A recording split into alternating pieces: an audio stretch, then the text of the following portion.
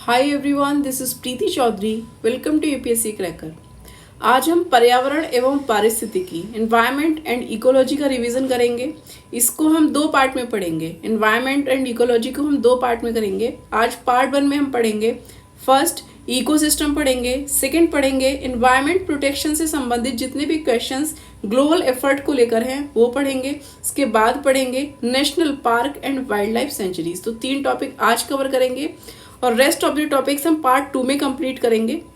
ये क्वेश्चंस आपको various exams में हेल्प करेंगे। UP triple SC as you know it, PET, UP PSC lower, block development officer, bless development officer, junior assistant, junior engineer technician, assistant accountant, supply assistant, stenographer, UDA, LDA, cane supervisor, चकवंदी लेखपाल, वन रक्षक, अमीन परीक्षा, व्यायाम परीक्षक, कनिष्ठ सहायक, राज्य मंडी परिषद, परिचालक, विधान भवन रक्षक, लघु सिंचाई विभाग, गन्ना पर्यवेक्षक, आबकारी सिपाही जैसे डिफरेंट एग्जाम्स में ये क्वेश्चंस आपको हेल्प करेंगे। यही क्वेश्चंस रिपीट होते रहते हैं सारे एग्जाम्स में, तो एक ही लेक्चर से आपको इतना सारा प्रीवियस ईयर कंप्लीट हो जाएगा। तो स्टार्ट करते हैं एनवायरनमेंट एंड इकोलॉजी के क्वेश्चंस को सॉल्व करना। निम्नलिखित में से कौन सी बायोडिग्रेडेबल जैव निम्नकरणीय सामग्री नहीं है, ये बताना है। इसमें से ऐसी कौन सी चीज है जिसका रासायनिक विघटन नहीं होता, ये बताना है। कपास, जानवरों की हड्डियां, एल्यूमिनियम फॉइल या लकड़ी। तो एल्यूमिनियम फॉइल इसमें से एक ऐसी चीज है जिसका रसायन विघटन नहीं होता। ये बायोडिग्रेडेबल क्या होता है, जैव निम्नकरणीय क्या होता है? पदार्थों का जीवों के माध्यम से, जीव क्या करते हैं, पदार्थों का विघटन कर देते हैं, रासायनिक विघटन हो जाता है, उसे बोलते हैं जैव निम्नीकरण या बायोडिग्रेडेबल। जितने भी जैविक पदार्थ होते हैं, जैविक पदार्थों के साथ क्या होता है कि अगर ऑक्सीजन वहां पर नहीं है, अगर किसी जैविक पदार्थ में ऑक्सीजन नहीं है, ऑक्सीजन की अनुपस्थिति है, तो वो अपघटित हो जाता है। जैसे कपास हुआ, ये अपघटित हो जाएगा। जानवरों की हड्डियां, जैविक पदार्थ अपघटित हो जाएंगे, लकड़ियां अपघटित हो जाएंगी। लेकिन जो एल्यूमिनियम फॉइल है ये अपघटित नहीं होता है, ये बायोडिग्रेडेबल नहीं है, इसलिए एनवायरनमेंट को हानि पहुंचाता है। और इसका जो यूज हम करते हैं रोटियां वगैरह पैक करने के लिए, वो हेल्थ पे भी नेगेटिव इम्पैक्ट डालती हैं। नेक्स्ट है पारितंत्र के 2 मूल घटक हैं, कौन कौन से? पौधे और प्राणी, जीवीय और अजीवीय, पौधे और प्रकाश, घास पात और सूक्ष्म जीव। तो सही आंसर है पारितंत्र के 2 घटक हैं, जीवीय और अजीवीय। पारितंत्र इकोसिस्टम, ये शब्द सबसे पहले दिया था 1935 में। 1935 में किसने दिया था? एजी टॉन्सले ने। एजी टॉन्सले ने ये शब्द सबसे पहले दिया था। इन्होंने कहा था कि जो पारितंत्र है, इकोसिस्टम है, ये 2 घटकों से मिलकर बनता है, एक जैविक और एक अजैविक। तो जैविक जो है वो जीवीय हैं और अजैविक जो है अजीवीय हैं, इसलिए 2 घटकों से मिलकर बनेगा पारितंत्र। ये पूछता है एग्जाम में, प्रीलिम्स में पूछ लेता है, इंपॉर्टेंट है ये। दूसरा एक शब्द होता है इकोलॉजी। इकोलॉजी, इसको हिंदी में बोलते हैं पारिस्थितिकी तंत्र। यह है इकोसिस्टम, यह है इकोलॉजी, पारिस्थितिकी तंत्र। इस शब्द को सबसे पहले दिया था 1866 में। 1866 में सबसे पहले दिया था अर्नेस्ट हैकल ने। सबसे पहले दिया था अर्नेस्ट हैकल ने 1866 में। याद कर लेना, ये दोनों नाम इंपॉर्टेंट हैं क्योंकि पीटी में पूछता है। नेक्स्ट है किसी विशेष भौगोलिक क्षेत्र में पाए जाने वाले पशु साम्राज्य को क्या कहते हैं, बताना है। फ्लोरा, फौना, बायोस्फीयर या उपयुक्त में से कोई नहीं। किसी विशेष भौगोलिक क्षेत्र में पाए जाने वाले पशु साम्राज्य को तो कहते हैं फौना, और यदि वनस्पतियों का समूह पाया जाता है, वनस्पतियों का समूह पाया जाता है किसी विशेष क्षेत्र में, तो उसको बोला जाता है फ्लोरा। इसको फ्लोरा बोलते हैं। किसी विशेष भौगोलिक क्षेत्र में मिलती हैं वनस्पतियां तो उन्हें फ्लोरा, और वहां पे अगर पशु मिलते हैं तो वहाँ बोलते हैं फौना।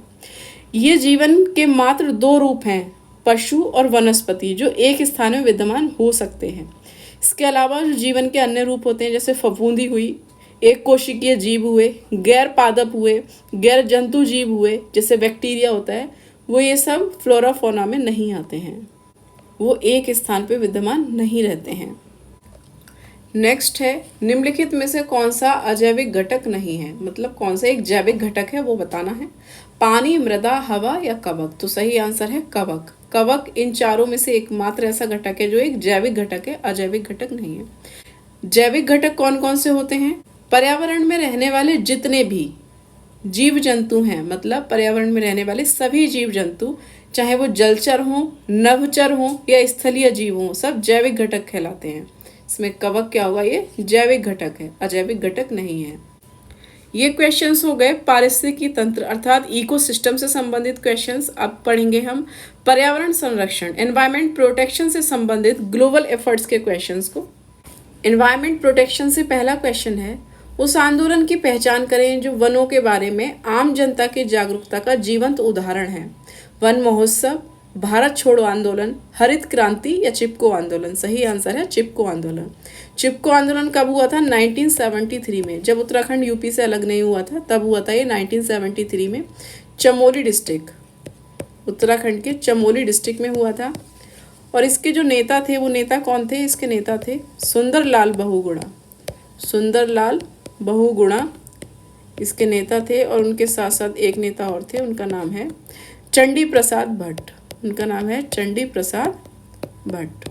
इन दोनों ने मिलकर चलाया था क्या? चिपको आंदोलन। अभी कोविड-19 में 2021 में इनकी मृत्यु हो गई, इसलिए 21 में क्वेश्चन पूछा था। इस तरह के क्वेश्चंस अभी भी जो करंट में रहते हैं आप उनको ध्यान दीजिए, इससे हमें ये हेल्प मिलती है किस तरह क्वेश्चंस एग्जाम में पूछे जाते हैं। इसके अलावा अगर हम बात करें वनों की सुरक्षा और पर्यावरण सुरक्षा संबंधी अन्य आंदोलनों की, तो अन्य आंदोलन जैसे बिश्नोई आंदोलन हुआ है राजस्थान में, साइलेंट वैली प्रोजेक्ट चला है केरल में, जंगल बचाओ आंदोलन बिहार में, अपिको आंदोलन कर्नाटक में, नर्मदा बचाओ आंदोलन गुजरात, मध्य प्रदेश और महाराष्ट्र। ये सब ऐसे आंदोलन हैं जो वनों की सुरक्षा और पर्यावरण की सुरक्षा से संबंधित चलाए गए हैं, अहिंसक आंदोलन है। नेक्स्ट है जैविक संरक्षण में प्रकाशित एक नए अध्ययन के अनुसार किस मुद्दे के कारण कई अनोखे जानवर और पौधे विलुप्त हो जाएंगे? मानव पशु संघर्ष, ग्रीन हाउस गैस उत्सर्जन, जंगल की आग या स्थानिक रोग। तो सही आंसर है ग्रीन हाउस गैस उत्सर्जन। जैविक संरक्षण, बायोलॉजिकल कंजर्वेशन में एक लेख प्रकाशित हुआ और उसमें ये बताया गया कि यदि ग्रीन हाउस गैस में उत्सर्जन जारी रहा तो दुनिया के जितने खूबसूरत प्राकृतिक स्थान हैं, अद्वितीय जानवर हैं, पौधे हैं, वो विलुप्त होने की संभावना है, वो विलुप्त हो जाएंगे। इसलिए जब पेरिस समझौता हुआ जलवायु परिवर्तन से संबंधित, इसमें ये लक्ष्य रखा गया कि जो वैश्विक तापन है, वैश्विक तापन को हम 2 डिग्री सेल्सियस से नीचे रखेंगे ताकि एनवायरनमेंट को बचाया जा सके। नेक्स्ट है चिपको आंदोलन संबंधित है किससे? पादप संरक्षण से, बाघ परियोजना से, घड़ियाल परियोजना से या पादप प्रजनन से। तो ये क्या है? पादप संरक्षण से संबंधित है। 1973 में ये किया गया था चिपको आंदोलन, सुंदरलाल बहुगुणा और चंडी प्रसाद भट्ट के नेतृत्व में वनों की सुरक्षा के लिए। नेक्स्ट क्वेश्चन है अंतर्राष्ट्रीय आंदोलन। एक अंतर्राष्ट्रीय आंदोलन है जिसका उद्देश्य है पर्यावरण की समस्या से संबद्ध होकर विश्व को बचाना। वो कौन सा है ये बताना है। Green field, green peace, clean एन या इको फ्रेंड। तो सही आंसर है ग्रीन पीस। ग्रीन पीस क्या है? ग्रीन पीस पर्यावरण संरक्षण से संबंधित एक अंतर्राष्ट्रीय आंदोलन है और इसका उद्देश्य है पर्यावरण की समस्या से संबद्ध होकर विश्व को बचाना। इसका उद्देश्य है। इसकी स्थापना 1971 में कनाडा में हुई थी। इसकी स्थापना 1971 में कनाडा के वैंकूवर में हुई थी। वैंकूवर में, कनाडा के वैंकूवर में हुई थी। ये पूछ लेता है प्रीलिम्स में, इसको आप याद रखिएगा।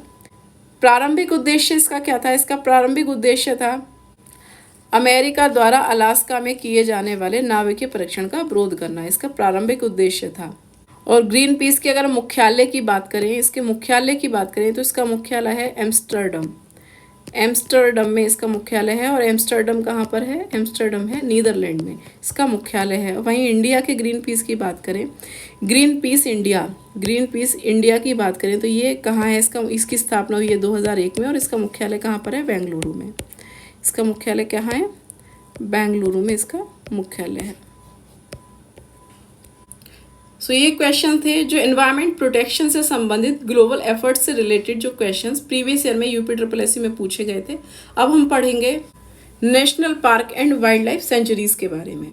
National park and wild life sanctuary से संबंधित पहला क्वेश्चन है, हाल ही में भारत ने किस देश के साथ चीते के पुनर्परिचय रीइंट्रोडक्शन के लिए एक समझौता ज्ञापन पर हस्ताक्षर किया है? केन्या, ऑस्ट्रेलिया, घाना या नामीबिया। सही आंसर है नामीबिया। भारत ने अफ्रीकी देश है नामीबिया, इससे 8 चीते लाए गए हैं, मंगवाए हैं भारत ने। इसको 8 चीतों को कहाँ रखा गया है? कूनो नेशनल पार्क में। कहाँ रखा गया है? Kuno national park. और कूनो नेशनल पार्क कहाँ पर है? MP में। एमपी के कूनो नेशनल पार्क में रखवाए गए हैं ये 8 चीते जो नामीबिया से मंगाए गए हैं, ताकि वन्य जीव संरक्षण और सतत जैव विविधता को प्रोत्साहन मिल सके। और भारत में चीता परियोजना को दोबारा शुरू क्यों किया गया है, इसका उद्देश्य है क्योंकि भारत में जो 1952 में चीते विलुप्त हो गए थे उनकी संख्या को बढ़ाना पर्पस है। नेक्स्ट है बांदीपुर राष्ट्रीय उद्यान कहाँ स्थित है, राजस्थान, आंध्र प्रदेश, असम या कर्नाटक। तो सही आंसर है कर्नाटक में बांदीपुर राष्ट्रीय उद्यान बना था 1974। इसको याद रखने की ज़रूरत नहीं है, बट आप ये याद रखिए कि भारत में प्रोजेक्ट टाइगर कब शुरू हुआ है। प्रोजेक्ट टाइगर 1973 का है। भारत का प्रोजेक्ट टाइगर 1973 का है, ये आपको याद रखना है। नेक्स्ट है बांदीपुर राष्ट्रीय उद्यान भारत के निम्नलिखित राज्यों में से किस राज्य में स्थित है। सेम क्वेश्चन रिपीट किया है, कर्नाटक, गुजरात, असम या उड़ीसा। सही आंसर है कर्नाटक।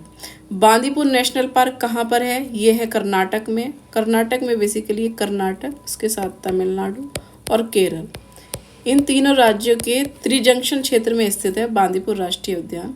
1974 में बना था। और इम्पॉर्टेंट फैक्ट है कि ये नीलगिरी बायोस्फीयर रिजर्व का हिस्सा है। इसके अलावा कर्नाटक में और भी टाइगर रिजर्व है, जैसे भद्रा। कर्नाटक में और टाइगर रिजर्व है, जैसे Bhadra tiger reserve, Nagarhole tiger reserve, और है डंडेली टाइगर रिजर्व, डंडेली अंशी बोलते हैं इसको। इसके अलावा वीलीगिरी रंगनाथ स्वामी मंदिर टाइगर रिजर्व भी यहाँ पर है। नेक्स्ट है किश्तवाड़ राष्ट्रीय उद्यान भारत के निम्नलिखित में से किस राज्य केंद्र शासित प्रदेश में स्थित है, ये बताना है। जम्मू कश्मीर, पंजाब, चंडीगढ़ या उत्तराखंड। ये जम्मू कश्मीर में है। जम्मू कश्मीर का एक डिस्ट्रिक्ट है किश्तवाड़, वहाँ पर है चिनाब नदी के किनारे। इसके अलावा जम्मू कश्मीर में और भी नेशनल पार्क हैं, जैसे दाचीगम नेशनल पार्क है जम्मू कश्मीर के अंदर। इसके अलावा सलीम अली नेशनल पार्क है जम्मू कश्मीर में। इसके अलावा है काजीनाग कहाँ पर है, जम्मू कश्मीर में। दाचीगम, सलीम अली, काजीनाग नेशनल पार्क आदि जम्मू कश्मीर में पाए जाते हैं। नेक्स्ट है भरतपुर में स्थित पक्षी अभ्यारण्य या राष्ट्रीय उद्यान जो है उसका नाम बताना है। ऑप्शंस हैं भैंसरोडगढ़ अभ्यारण्य, दर्रा अभ्यारण्य, केवलादेव घाना राष्ट्रीय उद्यान या घाट प्रभा अभ्यारण्य। सही आंसर है केवलादेव घाना राष्ट्रीय उद्यान। ये कहाँ है, भरतपुर में, और राजस्थान में पड़ता है भरतपुर। केवलादेव की खास बात यह है कि यहाँ पर 230 से ज़्यादा पक्षियों की प्रजातियाँ यहाँ आती हैं और 230 प्रजातियों के हज़ारों पक्षी यहाँ आते हैं, हज़ारों पक्षी। भैंसरोडगढ़ अभ्यारण्य कहाँ पर है, ये चित्तौड़ में है। ये कहाँ है, चित्तौड़गढ़, राजस्थान के चित्तौड़गढ़ में है। दर्रा अभ्यारण्य भी राजस्थान में है, ये भी राजस्थान। और घाट प्रभा कहाँ पड़ता है, ये कर्नाटक में है, कर्नाटक के बेलगांव में पड़ता है घाट प्रभा अभ्यारण्य।